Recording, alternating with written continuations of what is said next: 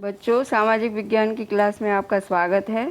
हम वही भूमंडलीकृत विश्व का बनना, इसमें जो है यूरोपीय देशों को ये रिंडरपेस्ट नाम की एक बीमारी जो जानवरों में फैली थी, उससे कैसे मतलब इन्हें सहयोग मिला, ये समझें।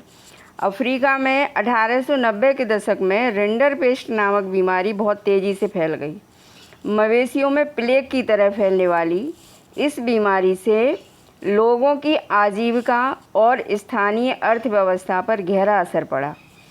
यह इस बात का अच्छा उदाहरण है कि औपनिवेशिक समाजों पर, यानी जिन देशों में दूसरे देशों के उपनिवेश बन गए थे, औपनिवेशिक समाजों पर यूरोपीय साम्राज्यवादी ताकतों के प्रभाव से बड़े पैमाने पर असर पड़ा। हमलों और विजयों के इस युग में, यानी उन्होंने हमले किए, विजय प्राप्त की, इस युग में दुर्घटनावश फैल गई मवेशियों की बीमारी ने भी हजारों लोगों का जीवन व भाग्य बदल कर रख दिया। प्राचीन काल से ही अफ्रीका में ज़मीन की कभी कोई कमी नहीं रही, यानी वहाँ पे जनसंख्या इतनी नहीं थी कि वहाँ ज़मीन की कमी होती। वहाँ ज़मीन बहुत थी और लोग कम थे, जबकि वहाँ की आबादी बहुत कम थी।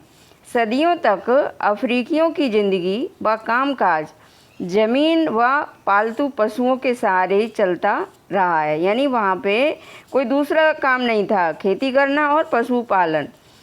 वहाँ पैसे और वेतन पर काम करने का चलन नहीं था, यानी किसी फैक्ट्री में या किसी के यहाँ वेतन पर काम करने का चलन नहीं था। 19वीं सदी के आखिर में अफ्रीका में ऐसे उपभोक्ता सामान बहुत कम थे जिन्हें वेतन के पैसे से खरीदा जा सकता था। 19वीं सदी के आखिर में यूरोपीय ताकतें अफ्रीका के विशाल भूभाग क्षेत्र और खनिज भंडारों को देखकर इस महाद्वीप की ओर आकर्षित हुई थीं। यूरोपीय लोग अफ्रीका में बागानी खेती करने और खदानों का दोहन करना चाहते थे, क्योंकि वहाँ बहुत सारी खनिजों से संबंधित खजानें थीं। तो खदानों के माध्यम से वो जो है खनिजों का दोहन करना चाहते थे और बागानी खेती करना चाहते थे, ताकि उन्हें यूरोप भेजा जा सके। लेकिन वहाँ एक ऐसी समस्या पेश आई जिसकी उन्हें उम्मीद नहीं थी। वहाँ के लोग तनख्वाह पर काम करना नहीं चाहते थे। क्यों नहीं करना चाहते थे? क्योंकि उनके पास पर्याप्त खेती थी और पर्याप्त पशु थे, जिनके सहारे उनका जीवन बढ़िया से कट रहा था। मजदूरों की भर्ती और उन्हें अपने पास रोके रखने के लिए मालिकों ने बहुत सारे हथकंडे आजमाना शुरू कर दिए या आजमा कर देखने के लिए देख लिए, लेकिन बात नहीं बनी। यानी आजमा कर देखे लेकिन कोई बात नहीं बनी। उन पर भारी भरकम कर लाद दिया, यानी जब वो कर ज़्यादा से ज़्यादा कर देंगे तब वो मजबूर होंगे, तो कर लाद दिया गया, जिनका भुगतान तभी किया जा सकता था जब करदाता बागानों या खादानों में काम करता हो। काश्तकारों को उनकी ज़मीन से हटाने के लिए उत्तराधिकार कानून भी बदल दिए गए। नए कानून में यह व्यवस्था कर दी गई कि अब परिवार के केवल एक ही सदस्य को पैतृक संपत्ति मिलेगी, यानी ऐसा कानून बना दिया। और इस कानून के जरिए परिवार के बाकी लोगों को श्रम बाजार में ढकेलने का प्रयास किया गया, यानी वो मजदूरी करें, यानी श्रम करें और वेतन लें, पैसा लें। खान कर्मियों को बाड़ों में बंद कर दिया गया। बड़े बड़े बाड़े होते थे, उनमें कैद जैसा उन्हें कर दिया गया। उनके खुलेआम घूमने फिरने पर पाबंदी लगा दी गई। तभी वहाँ रिंडरपेस्ट नामक विनाशकारी पशु रोग फैल गया। अफ्रीका में रिंडरपेस्ट नाम की बीमारी सबसे पहले 1880 के दशक के आखिरी सालों में दिखाई दी। उस समय पूर्वी अफ्रीका में एस्ट्रिया पर हमला कर रहे इतालवी सैनिकों का पेट भरने के लिए एशियाई देशों से जानवर लाए जाते थे, और यह बीमारी ब्रिटिश आधिपत्य वाले एशियाई देशों से आए उन्हीं जानवरों के जरिए यहाँ पे पहुँची, यानी अफ्रीका में पहुँची थी।